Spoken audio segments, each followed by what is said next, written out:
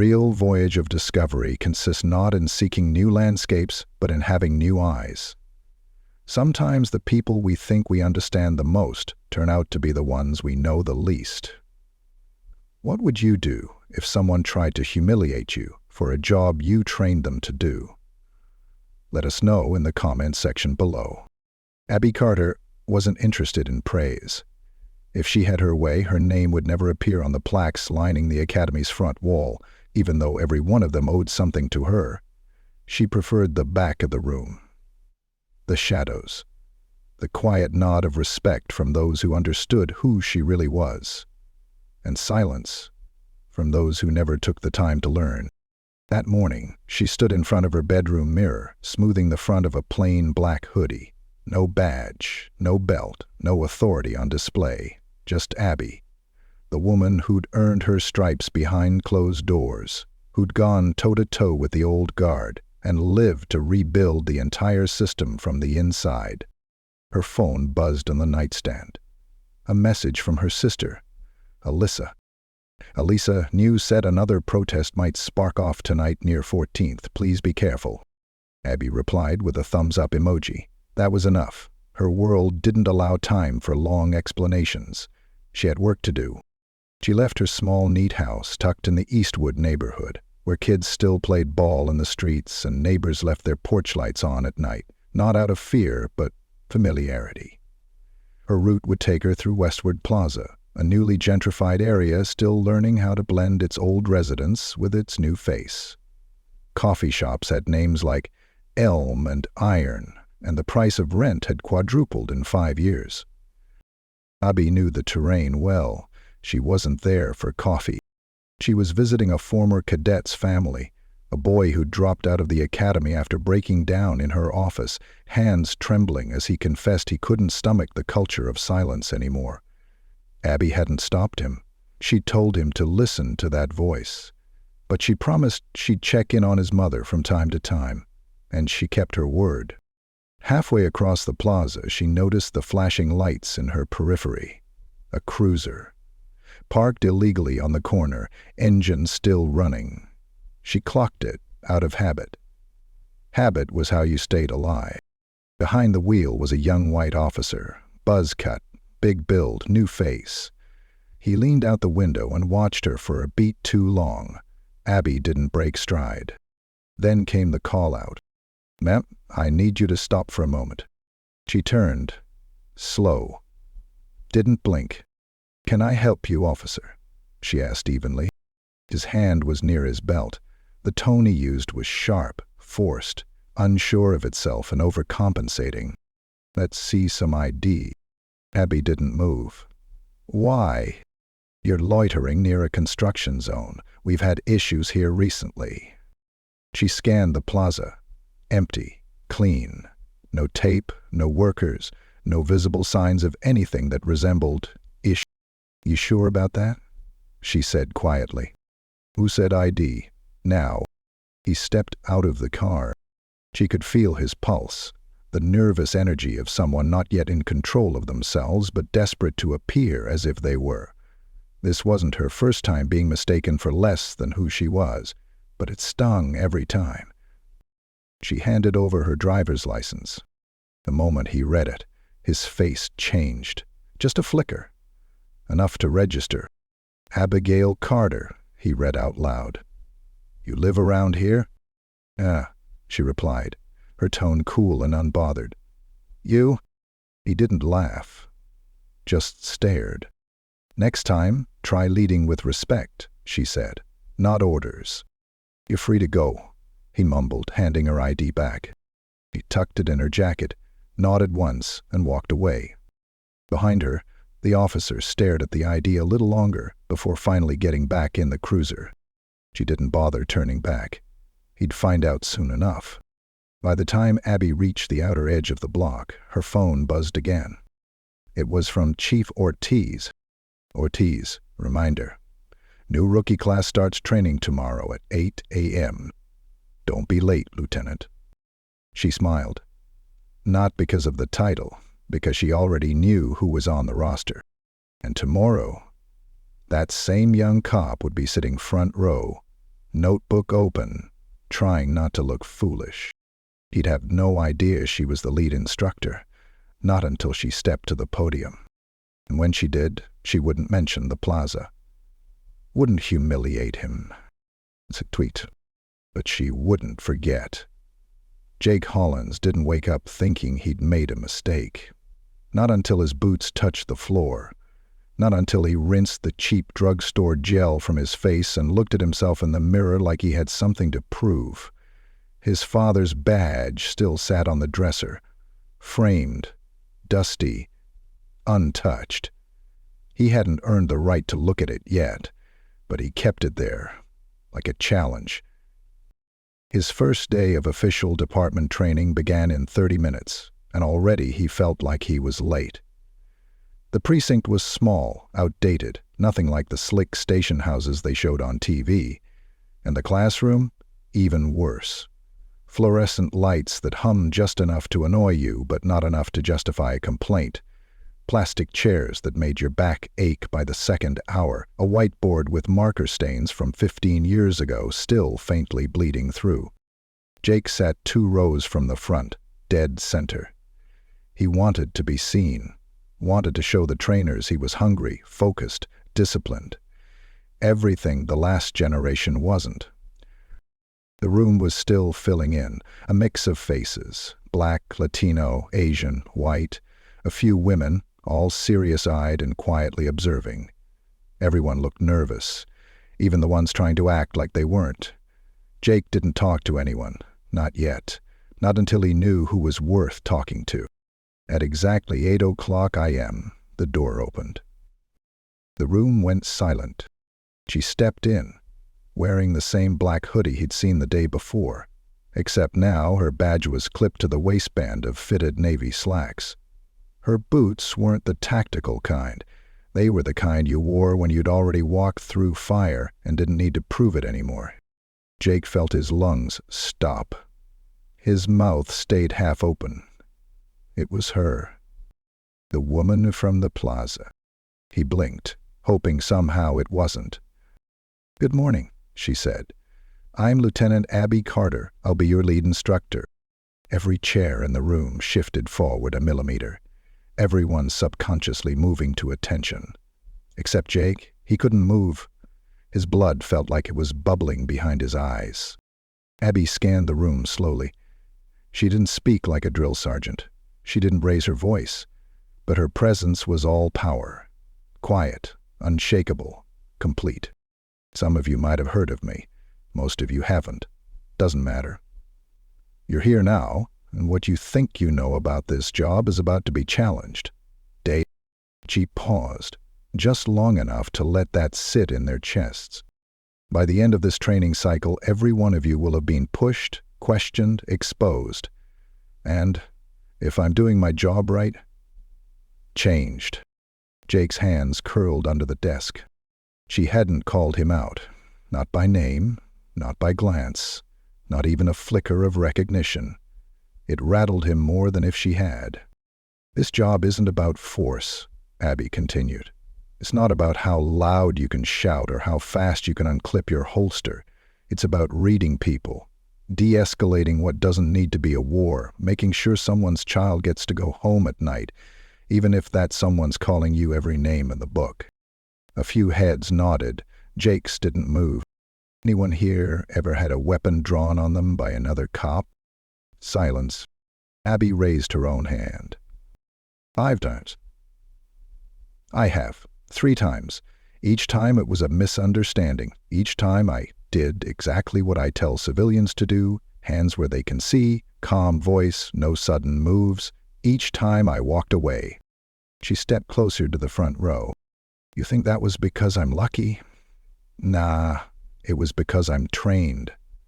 And because I knew the stakes before the other person even realized what they were doing." Jake was swallowing bile now. His heart thudded against the inside of his ribs, begging to escape. He watched as she picked up a dry erase marker and scribbled 2 words on the board. "Perception equals power. This right here," she tapped the board, "is what'll keep you and everyone else alive. How you see them. how they see you, how quickly you can rewrite that story in real time. That's the whole job. She turned. Who wants to tell me what that equation means to them? No one moved. Jake hated the silence, felt like judgment. Then Abby's eyes found his. Asked for a second. Officer Hollins, she said. He stiffened. Yes, ma'am, he replied, voice cracking slightly. You've been quiet. Care to share? Every pair of eyes turned to him. He swallowed hard. Perception. Perception is how people react to what they think is happening, not necessarily what's actually happening. Abby nodded. Go on. Jake fumbled forward. So if someone sees me, sees the badge, the uniform, they might think I'm a threat, even if I'm not. She tilted her head. And if I see someone who doesn't look right, I might treat them like a threat before I have reason to. Pause, a long one. Abby looked at him. Really looked. There was no cruelty in her gaze, no smirk, no gotcha moment. Just silence. And gravity. That's honest, she said finally. And it's the beginning of doing better. Jake didn't know what to do with that. Praise, a lesson, a warning? Let's break into groups, Abby said. Your assignments are on the table near the door. Scenario work begins in 20. As the class stood up and started to move, Jake sat frozen. He had never felt so small and so seen at the same time. He glanced around, but no one else seemed to realize what had just happened. The response from the crowd startled Abby. Heads turned, and the alertness in her eyes fell slow and deliberate. Her voice low, so only he. Nice to meet you again, officer. Jake couldn't breathe. She didn't wait for a response. And in that instant, something cracked open in him. Shame, confusion, but also something else. Curiosity. He hadn't known who she was yesterday. But now he wanted to know everything. 2 weeks into training, and Jake Hollins was sweating in a way he hadn't since football camp back in high school. Not from the sun, or the drills, or the 1.5-mile runs in full gear. No, it was something deeper. Something gnawing at him ever since that first day when Lieutenant Abby Carter stepped into the room like she owned the very concept of authority. He'd messed up. Bad. Days, and she hadn't said a word about it to anyone. That silence haunted him. More than yelling ever could. Each day since, Abby had pushed the rookies harder than any of them expected. She didn't belittle them. She didn't scream. But she broke them open, layer by layer, with questions that pierced, exercises that revealed every blind spot, and real-world simulations that made most of them leave the room feeling like they knew nothing at all. Jake noticed something strange, too. Abby was hardest on the ones who reminded her of herself. The loud ones. The cocky ones. The ones who mistook control for respect. But when it came to him, her approach was surgical, cool, measured. She never let him off the hook, but she never dragged him either. Instead, she waited for him to drag himself. And he had been. Ever since that plaza incident, he'd started seeing everything differently. The way the other rookies tensed up whenever they were in certain neighborhoods. The way older officers whispered, "Watch that one," when a black teenager walked by wearing a hoodie. The way some of his peers nodded when Abby talked about implicit bias, as if agreeing, but never changed a thing in their notes. Jake wrote everything down, even the parts that hurt, especially those. This morning's exercise was a live scenario. Abby had pulled 6 rookies into the training simulation room, an exact replica of a neighborhood street, complete with storefront facades, parked cars, and strategically placed civilians played by academy volunteers. Jake was paired with Simone Tran, the sharp-eyed, always-prepared cadet from South Seattle. She didn't talk much, but when she did, every word landed like a bullet. Simone didn't like Jake, and she didn't bother hiding it. "Just follow my lead," she said as they were briefed on the situation. Possible domestic disturbance, unconfirmed, 911 call. Suspect may be armed. No backup yet. Jake nodded. As they moved through the scenario set, Jake kept scanning the windows, just like they were taught. Hands visible, voice low. Simone did the talking. That was fine with him. They approached the residence, a mock-up house where a man stood yelling at a woman on the porch. The woman was clutching a child, her voice barely audible over the man's rage. I said, "Get back inside, I don't care what you—" "Sir," Simone interrupted, her tone calm but firm.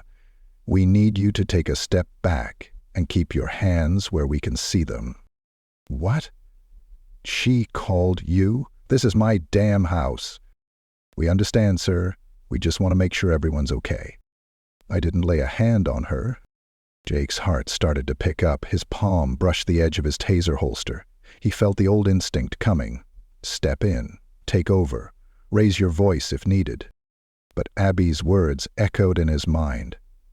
How you see them. How they see you. So he did something he wouldn't have done 2 weeks ago. He stepped back. Simone's hand rose slightly in a non-threatening gesture. "We're not here to accuse anyone. We're just making sure everyone's safe." The man glared, but took a small step back. The woman nodded faintly. The kid was crying softly. Scenario complete. The bell rang. Back in the debriefing room, the cadets sat in stiff chairs, fidgeting with their sleeves. Abby stood at the front, arms crossed, watching them one by one with that same unreadable expression. "No one pulled a weapon," she said. "No one raised their voice, and most importantly, no one got hurt. That's what I call progress." She looked at Simone. "Excellent control. You de-escalated without losing authority." Then her eyes fell on Jake. "And Officer Hollins," she said slowly, "you showed restraint." He didn't speak, just nodded. His stomach flipped anyway. "That's the job," Abby added. "You don't always need to be the one talking. You just need to know when it's not your moment." Jake caught a few of the other rookies sneaking glances at him. He wasn't sure if it was respect or curiosity. Later that afternoon, after the rest of the rookies filed out for the day, Jake stayed behind. He didn't even know why, just that his feet wouldn't move toward the exit. Abby was writing something on her clipboard, alone in the corner of the room. He cleared his throat. She didn't look up. "You gonna stand there or you got something to say?" Jake stepped forward. "I'm sorry," he said. That got her attention. She looked at him. Really looked, and tilted her head just slightly. "For what?" she asked, though she already knew. "For the way I approached you at the plaza. For not knowing who you were. And for not caring to ask." "You didn't need to know who I was," Abby replied. "You needed to know who you were." Jake's face warmed. "I thought I did." "That's the problem," she said softly. "Most do." Long pause. "I wasn't trying to be a problem," he said. "You weren't," she answered. "You were being a mirror. And mirrors are dangerous when folks aren't ready to look at themselves." Jake exhaled through his nose. "Did you ever make that mistake?" he asked. Her eyebrows raised. "I made worse," she said, "but the difference is I didn't stay there." Jake nodded slowly. "I'm trying not to stay here either." Abby leaned back against the wall, folding her arms. She studied him. Not the way you study a threat, but the way you study a person becoming something else. "That's why I didn't say anything that day," she said. "Because people don't learn from being humiliated. They learn from realizing they almost became the thing they swore they'd never be." Jake looked down. "I think I was already on my way to becoming that." "Maybe," she said, "but maybe now." He looked up at her, eyes searching. "What happens now?" She shrugged. "You show up again tomorrow, And you keep showing up until the uniform doesn't make you someone else, it makes you more of who you say you are. Jake took that in, the weight of it, the truth of it. And for the first time since the academy started, he didn't feel defensive. He felt grateful. He nodded. "Yes, ma'am." Abby gave a single, satisfied nod. Then she returned to a clipboard. As he turned to leave, she added without looking up, "Oh, and Hollins?" He paused. "You ever make another mistake like that, don't run from it. Run into it." He smiled faintly. "Yes, ma'am." Then he walked out. Still a rookie, but no longer the same. The city didn't change overnight, but something about the way people moved inside it had begun to shift. Just slightly. The way the morning roll calls sounded a little less robotic. The way young officers started quoting things from the training room like scripture. And at the heart of it all was Lieutenant Abby Carter. Not seeking the spotlight, but earning it anyway. It had been 3 months since that first awkward encounter in Westwood Plaza. The plaza still stood, cleaner now, with new murals going up on the old construction walls. One of them featured silhouettes of community members holding hands. Jake had passed it the other day and paused. It looked simple, almost childish, but it made his chest feel weird, like something small inside him had finally unclenched. He'd graduated. Not top of the class, but top in something else. Something harder to define. Respect, maybe. Accountability. And maybe more than anything, Jake didn't say much about that day in the plaza anymore. But he hadn't forgotten it. He carried it like a stone in his pocket, heavy enough to remind him it happened, small enough not to slow him down. "Thank yous." And Abby? She'd watched it all unfold without rushing it. She believed in earned change, not fast turnarounds. In the weeks that followed training, she'd continued mentoring rookies who showed promise and patience. She'd kept tabs on those who didn't. Quietly, firmly, she was shaping a department that could breathe differently. Today, she was invited to speak at a departmental conference, the kind with microphones and donuts and stiff applause. Abby hated those. But she'd accepted, not because she liked being looked at, but because for once the audience wasn't just command staff. It was rookies, it was civilians, it was teenagers from local high schools, and sitting front row, by choice, was Officer Jake Hollins. The auditorium buzzed with side talk and camera flashes as Abby took the stage. He adjusted the mic once. "I'm not here to give you statistics," she began, voice even. "I'm here to tell you that the badge isn't the hard part. It's the soul behind it." That quiet dropped in heavy. You can teach a person to shoot, to write a report, to file a warrant, but you can't train someone to see. That takes more than a manual. That takes losing something, or almost losing something. She looked toward the back of the room. No one knew it, but she was looking for the memory of her younger self. I've been pulled over, followed, searched. Before I ever wore this uniform, I was someone it was used against. Yes, whispers. Someone tried to clap, but she didn't pause for it. I joined this force to change that. Not just the policies. The people. I teach rookies how to see without flinching, how to pause without fearing weakness, and how to unlearn what fear taught them. Then she let a silence hang. Some of them don't make it. Some of them don't want to. Her eyes dropped to Jake, who sat straighter when she did. What some of them do. And when they do, they change everything. The room stood still. When she stepped down from the stage, she didn't wait for handshakes. She walked straight out the side exit, where the autumn sun lit the pavement in gold. Jake caught up with her halfway down the ramp. "You didn't tell me you were going to call me out like that." She glanced sideways. "Didn't use your name. You didn't need to." Abby chuckled. Soft, rare. "You sounded like someone who still believes this job can mean something," he added. "It can. she said, but not by itself. It needs people who bleed for it, who break for it, who rebuild themselves for it. Jake nodded. I wanted to tell you something, he said. I had to make my first call last week. Suspicious person, guy hanging around a school entrance. Dispatch said he was pacing, possibly armed. Entrie stopped walking. And? She asked. Jake exhaled slowly. I approached slow. I kept my tone soft. He was a dad, waiting for his son. Kid had detention and forgot his phone at home. She raised an eyebrow. Asked for ID. I didn't run his plates, I just talked to him.